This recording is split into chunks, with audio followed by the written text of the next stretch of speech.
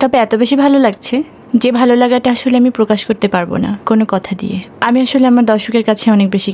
চিত্রনায়িকা পরিমণির ছেলে শাহিম মুহাম্মদ পূর্ণর ছেলের জন্মদিন আজ 10ই আগস্ট। আয়োজনের কোনো কমতি রাখছেন না তিনি। গত বছর সুন্দরবন থিমে ছেলের জন্মদিন উদযাপন করেন।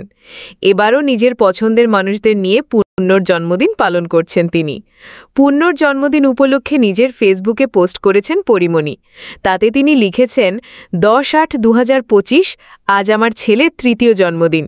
কিভাবে সময় চলে যাচ্ছে, বাচ্চা আমার জীবনে আসার পর থেকে আর টেরই পাই না। এখন শুধু বাঁচতে চাই, শুধুই বাঁচতে চাই ওদের সাথে। আপনাদের ভালোবাসায় দোয়ায় রাখবেন ওদের।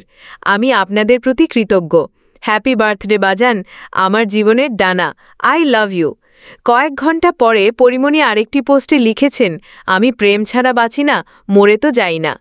2021 সালের 17 অক্টোবর চিত্রনায়ক শরীফুল রাজ ও পরিমণি বিয়ে করেন।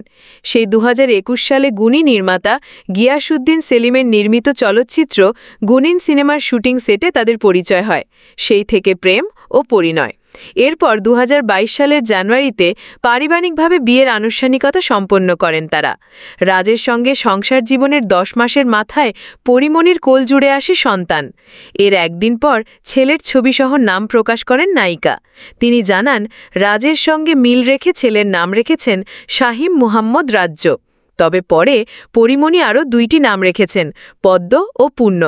শরীফুল রাজের সঙ্গে সম্পর্কে ভাঙনের পর পরিমণি তার সন্তানের জন্য হয়ে উঠেছেন ওয়ান ম্যান আর্মি।